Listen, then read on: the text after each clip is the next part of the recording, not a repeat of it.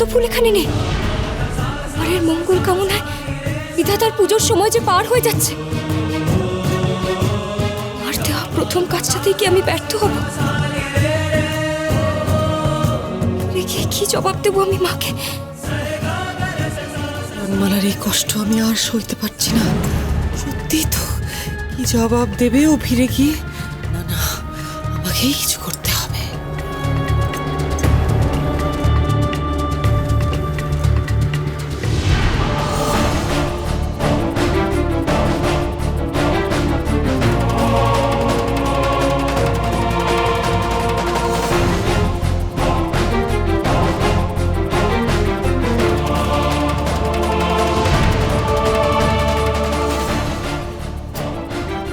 তো লাল পদ্ম দেখা যাচ্ছে, তখন আমার চোখে পড়েনি কেন? হে বিধাতা, তুমি আমার সহায়।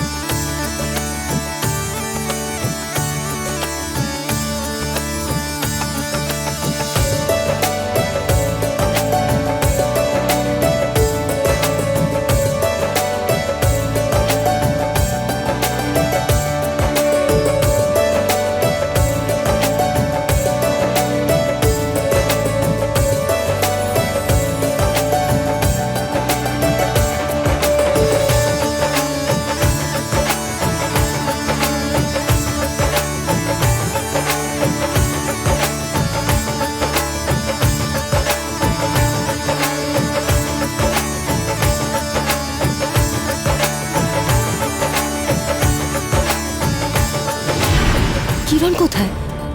রাজকুমারী মোহিনী কেন পুজো করছে এখানে? কিরণ তো বিধাতার পুজোয় অবহেলা করার মেয়ে নয়, বিশেষ করে তা যখন কুমারীর মঙ্গলের জন্য করার কথা।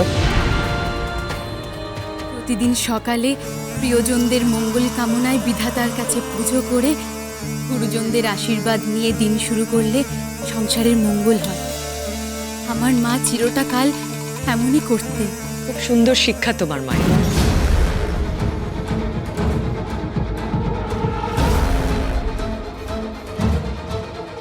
আহা হা হা, সতীনের আমার অন্তরাত্মা জ্বলে যাচ্ছে গো।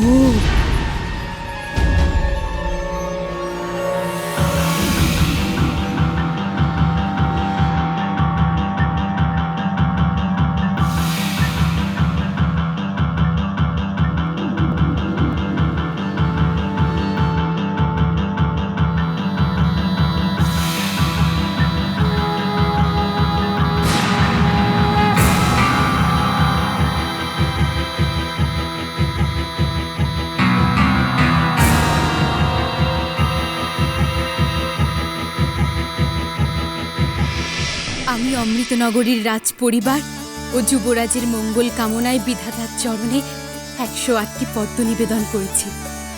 ধন্য তোমার সংস্কার। তুমি যে সংসারেই যাবে সেখানে সত্যিই গৃহলক্ষ্মীর আগমন ঘটবে। সুখ শান্তিতে ভরে উঠবে সেই সংসার। মহারানী, কিরণের যে পুজো করার কথা ছিল, হয়তো তার এখনো নিদ্রাভঙ্গ হয়নি। মার্জনা করবেন মহারানী, কিন্তু আমাদের কিরণ তো এত দায়িত্ব জ্ঞানহীন নয়। আমারও তাই ধারণা ছিল মহর্ষি, কিন্তু ক্রমশ সেই ধারণা আমার পাল্টে যাচ্ছে। আমি তাকে আদেশ করেছিলাম কুমারের মঙ্গলের জন্য 10টি পদ্ম নিয়ে এসে বিধাতার পুজো করতে। তার এত বড় স্পর্ধা সে আদেশে লঙ্ঘন করে।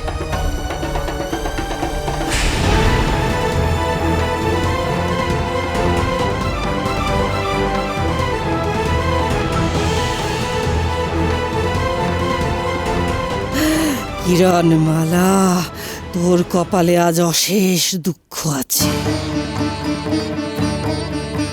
সে কি, যুবরানীর বুঝি এসে পুজো করার কথা ছিল, কিন্তু যুবরানী যদি বিধাতার পুজো না করেন তাহলে যে যুবরাজের ঘোর অমঙ্গল হবে।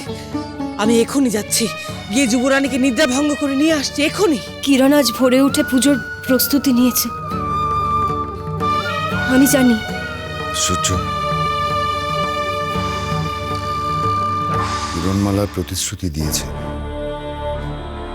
সেই প্রতিশ্রুতি সে লঙ্ঘন করল। এমন ঘটনা তো আগে কখনো ঘটেনি। কিরণ গেল কোথায়?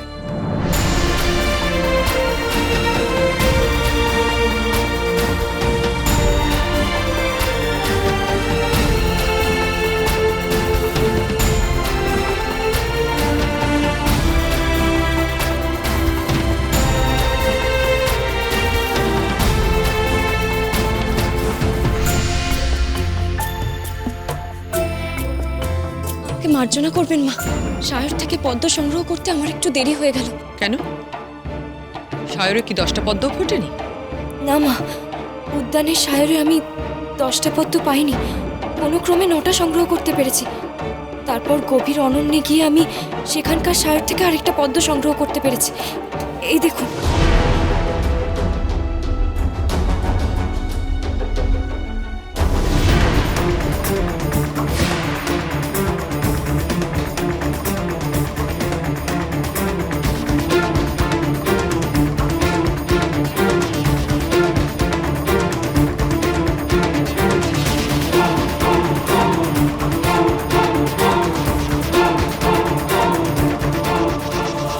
কি ধরনের পরিহাস করছো তুমি আমার সঙ্গে কিরণ? বিধাতার পুজো নিয়ে এত বড় পরিহাস করার স্পর্ধা পাও কোত্থেকে তুমি?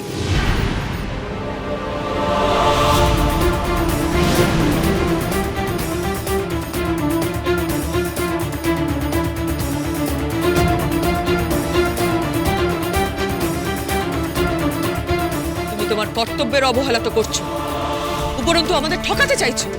আপনাদের ঠকাবো কেন মা? শাপলা তুলে এনে বলছো পদ্ম ফুল?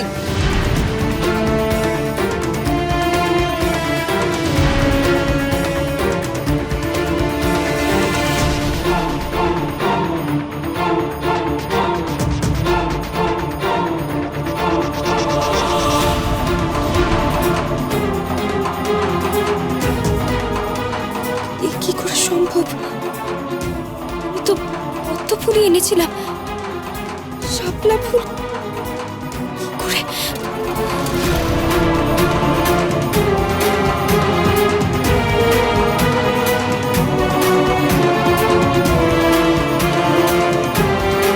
কিরণ তো মিথ্যে কথা বলার মেয়ে নয়।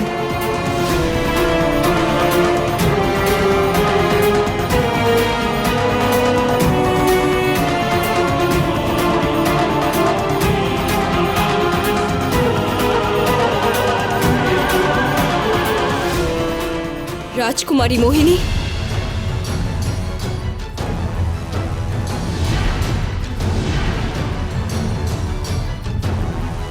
তোমার কাছে যে 108টা শ্বেত পদ্ম ছাড়াও আরো একটা লাল পদ্ম ছিল, সে কথা তো তুমি আগে বলো।